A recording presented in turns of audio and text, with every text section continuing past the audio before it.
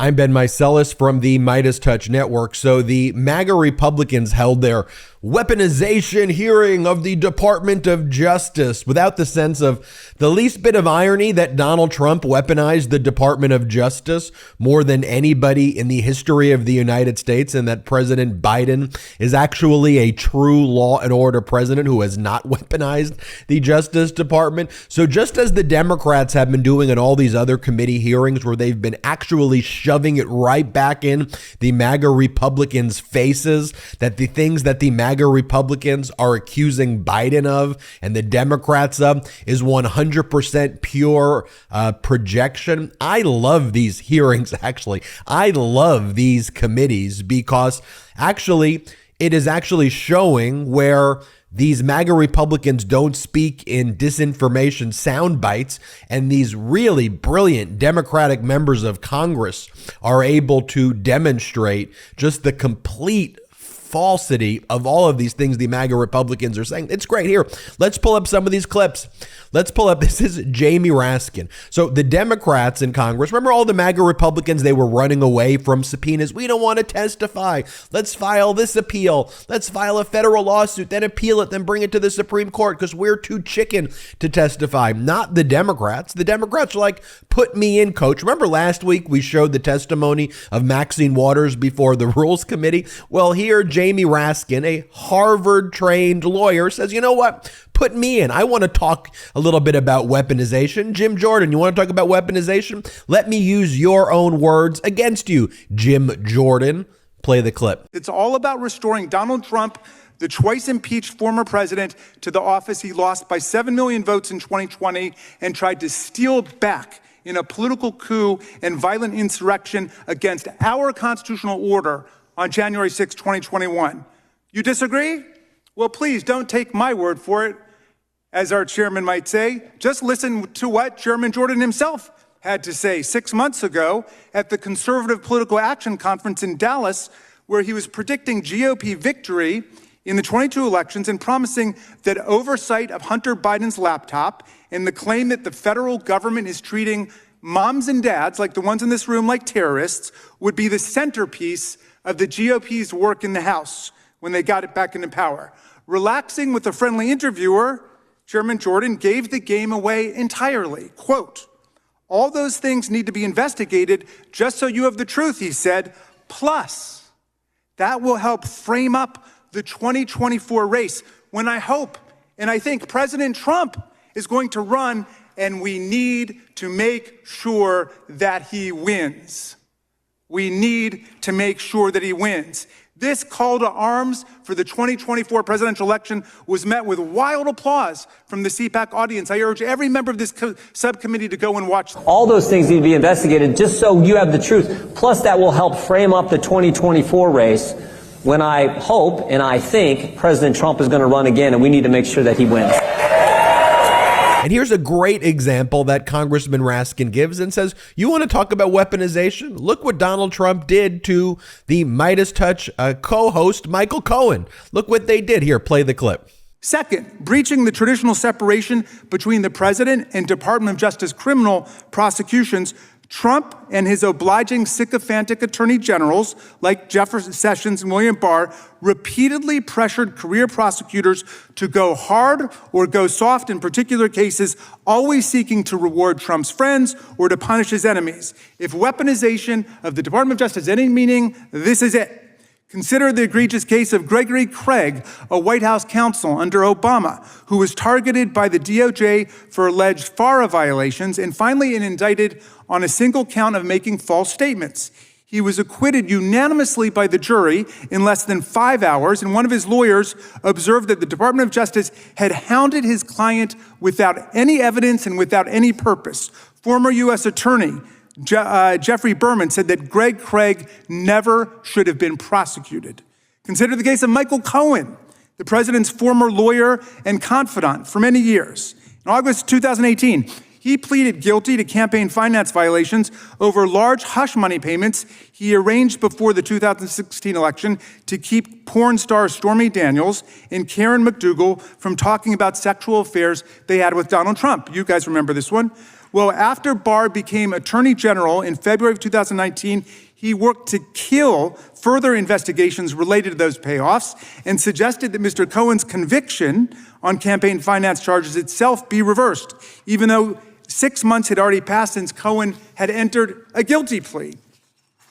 Amazingly, after Cohen was imprisoned for a year and then being transferred out of prison to home confinement during COVID-19, Barr and the DOJ intervened to block his transfer because Cohen would not immediately accept as a condition of his ankle bracelet home confinement not to engage in First Amendment activities, specifically writing and publishing a book about Donald Trump or saying anything in public on TV or in the social media about Donald Trump. Oh, you know who shined during these hearings?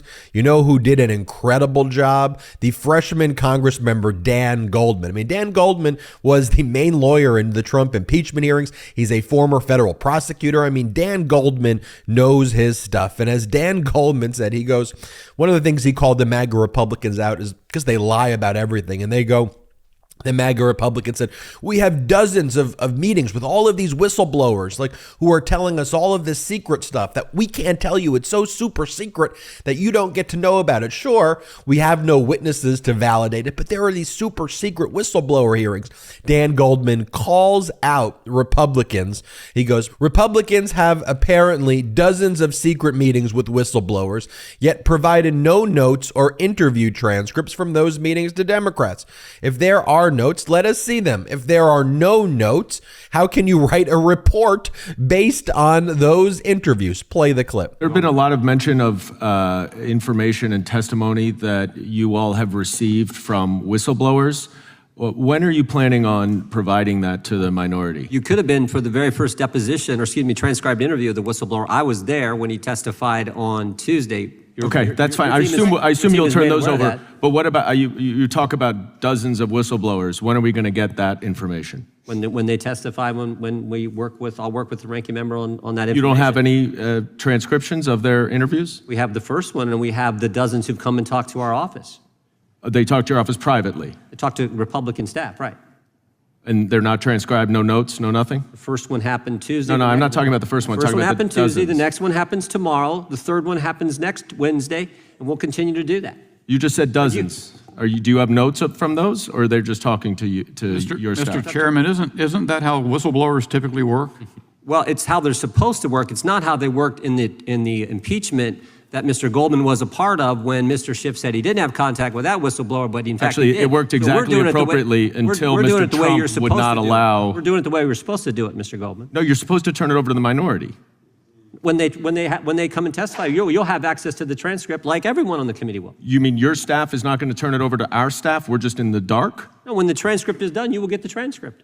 I mean of the dozens of whistleblowers you have already talked to that came to talk to your staff. Yeah, what do you want me to turn over there? Did you Their names? notes? Did anyone take notes? And now let's take a quick break to talk about our sponsor, Neurohacker Qualia Mind.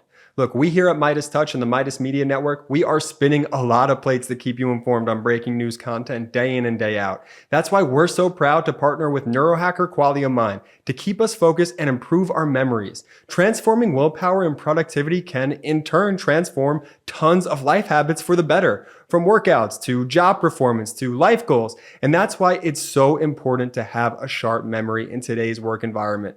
Look, we've all lost our keys before or forgot something at work and ended up down on ourselves because, well, how could we forget that? Well, worry no more. Our sponsor, Neurohacker, combines 28 of the most research-backed nootropic ingredients on Earth into the ultimate brain fuel formula, Qualia Mind. And it's been changing people's lives for years now. For my daily mental performance and supporting long-term brain health, Qualia Mind is indispensable. It's so cool to take a health product where you don't have to wonder if it's working, because it does. I noticed the difference in just days to my focus, my mood, my memory, and my willpower to just get things done. The formula is non-GMO, vegan, gluten-free, and ingredients are meant to complement one another, factoring in each ingredient's effect on mental clarity. It's also backed by a 100-day money-back guarantee. So you have almost 3 months to try Quality of Mind at no financial risk, and you decide for yourself. Look, see what the best brain fuel formula on earth can do for your mindset. Go to neurohacker.com/Meidas for $100 off. That's only $39 a bottle, and a listener of MeidasTouch, please use code Meidas at checkout for an extra 15% off your first purchase. That's neurohacker.com/Meidas to try Quality of Mind with code Meidas to experience life-changing mental performance. And now, back to the video. And here's Representative Dan Goldman again saying, if this investigation is nothing more than a baseless fishing expedition for dirt about the civilian child of the president, as today's hearing has been, then it's a gross abuse of power for political purposes and a waste of taxpayer dollars. Here, play this clip. What is the allegation that we are hearing from our Republican colleagues about the connection to Joe Biden and Burisma? It is an email from a Burisma employee thanking Hunter Biden for organizing a meeting with the Vice President Biden. We know nothing about the substance of that meeting. We know nothing about how long they met. It was not on Vice President Biden's schedule. And in fact, I would ask my Republican colleagues, do you meet with foreign businessmen? Do you meet with foreign diplomats? If we were to say to you every single time you met with somebody that you discussed something that you're voting on, how would you react? It's preposterous. And Chairman Comer, you have said in your opening statement that Joe Biden lied to the American people. That is a bold, bold accusation. And so far, we've seen no actual evidence of any lies or any support for Joe Biden being involved in anything having to do with Ukraine other than promoting U.S. foreign policy. And I hope that you are not abusing the power as chairman of this committee, and that you are not wasting taxpayer dollars on a fishing expedition into a civilian child of a president for political purposes. I yield back. And then the Democrats went to work against the so-called expert witnesses on weaponization that the MAGA Republicans put forward. This is Congresswoman Wasserman Schultz, Democrat from Florida, and she talked to this John Turley, who's the MAGA Republicans' go-to expert on anything because he'll say anything. And he's like, I'm an expert on Twitter. And she's like, based on what? That you read the Twitter files? That's what you're basing your expertise on? Here, play the clip. Mr. Turley, turning to you, have you ever worked for Twitter? No. Do you have any formal relationship with the company? No, I just have an account. Do you have any specific or special or unique knowledge about the inner workings of Twitter? Nothing beyond the Twitter files and what I read in the media. So essentially, your responses to the questions here today were your own opinion and pure conjecture. No, I wouldn't say that. I mean, I try to base them on what we know from the Twitter files. Well, but you said that you don't have any specific or unique knowledge of Twitter, but you spoke as if you did. You were asked very specific questions about Twitter's, the way Twitter functions and the decision-making that they make, but yet you don't have any unique or special knowledge about Twitter and have never worked for them. And so this is only just your opinion, would you say, as a Twitter account user? No, I've come to give legal analysis based on facts that are in the public domain, and I was really referring to what I was asked about the Twitter files. Reclaiming my time, legal analysis is another word for opinion. I would think there is some distinction, but yeah, it ultimately is an opinion, but I believe the question to me was based on what the Twitter files show, and that was my reading of the Twitter files. Right. And again, that's another way of describing your opinion being offered, which was represented as unique and special fact, which you don't possess. Thank you. I yield back the balance of my time. And here is another interaction, Dan Goldman again, with one of the MAGA Republicans witnesses who retired from the FBI in 1999, before the Department of Homeland Security was even created, before smartphones were even created, and was opining on the FBI procedure and the DHS procedure regarding these things. Watch this excellent cross-exam. Play the clip. When did you retire from the FBI? I retired from FBI employment in about 20 years ago. And 1999, right? It's a year. Yeah, and I've continued to be engaged with the FBI in a number of levels since then. Okay. So you retired 2 years before 9/11, right? That's correct. All right. And are you aware that one of the reasons that 9/11 occurred was that the FBI and the intelligence community did not coordinate sufficiently? Would you agree with that? That's a conclusion of the September 11th Commission, and it's very valid, I think. And so you read that like I did, and that's all the information that you had because you were not at the FBI. And as a result of 9/11, that the Department of Homeland Security was created, right? A year or two after that, yes. So you never worked in conjunction with the Department of Homeland Security when you worked for the FBI, right? I was working as a consultant during most of those years. When you worked for the FBI, when you were paid by the FBI as a special agent, did you work with Homeland Security? No, it didn't exist. Okay. And you never investigated foreign interference in our elections, did you? No, I personally did not. And you have no experience investigating Russia's efforts to interfere in our elections through cyber attacks and social media, do you? Other than what I've studied and researched. Okay. And in 1999, when you left, did smartphones exist? Of a sort. Really? Yes. What? Well, we had phones. We had phones in Smartphones. cars. Do you know what a smartphone is? Okay. Well, did you ever do any search warrants for emails? Search warrants for emails? No, I did not. Yeah. Did you ever investigate domestic extremism? Actually, yes. I investigated the Ku Klux Klan on many occasions. Good. Did you ever investigate any insurrections on the Capitol? No, there was none. Okay.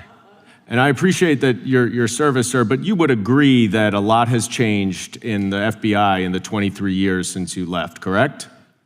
Good and bad, and I have stayed engaged. Here, I got to show you more of Dan Goldman because Dan Goldman is on fire. This is Dan Goldman cross-examining the witness for the MAGA Republicans, the lawyer John Turley. And Turley claims that his experience working for the federal government was an internship. And so Goldman goes, you're saying your expertise about government processes was your internship? Play the clip. This is a committee menacingly called the Weaponization of the Federal Government. Mr. Turley, have you ever worked for the federal government? Yes. What did you do? I did a couple of years off and on with an NSA as a lowly intern. I also worked in the legislative branch in various capacities. I represented Congress in court. That's not working for the federal government. You were an intern. Well, okay. No, I wasn't an intern. I was representing them. I understand. You were an intern at NSA.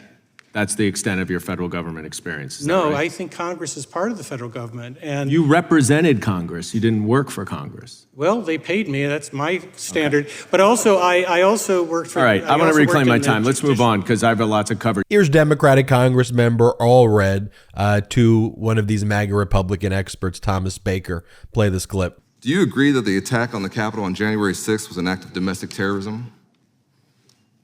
I'm sorry, could you repeat the question? Do you agree the attack on the Capitol on January 6th was an act of domestic terrorism? I don't think I'm in a position to judge that. It was an act of lawlessness. There was a lot of property destroyed. You're here as an expert, and there were crimes committed based on your experience. By trespassing. I don't know if that rises to the level of terrorism, quite frankly. It might. Well, What would constitute domestic terrorism to you, sir? Domestic terrorism is acts of violence to influence political decisions. That's what we know what we do on January 6th every 4 years? Well, January 6th to me looked like a riot. It was a seditious It was lawless. conspiracy. It was lawless. There was property destroyed. There was trespassing. There were people injured. Those are all crimes. Thankfully, numerous courts and juries have disagreed with you and have found many of those insurrectionists guilty. It was an act of domestic terrorism, and I thank you for clarifying for all of us here that you can't decide whether it was or not. And finally, Fox isn't liking this. Here, watch this ridiculous show, The Five, where Jesse Waters goes, I'm sick of these hearings. I hate these hearings. Here, play the clip. This thing's totally contained over here, and no one discusses it. I'm sick of these hearings. Make me feel better, guys. Tell me this is going somewhere. Can I throw some in prison?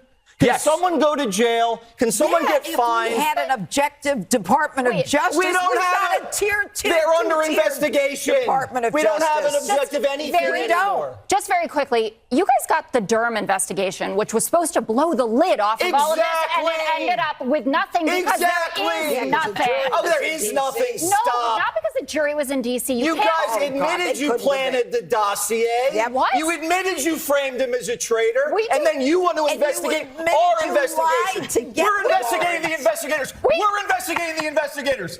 We don't live in the same world. It's just crazy. Exactly. Your world's fake. My world is winning. We're following the facts. Oh, you're winning. Because you guys are corrupt. We are winning. You robbed my vote. This is the best. You voted in New York. What are you talking about? What? Yeah, go to break. Judge, tell him to go to break. All right. Look, this new Democratic Party's got some fight in them. I am absolutely loving it. And this is what you got to do. You got to push back each and every moment just like this.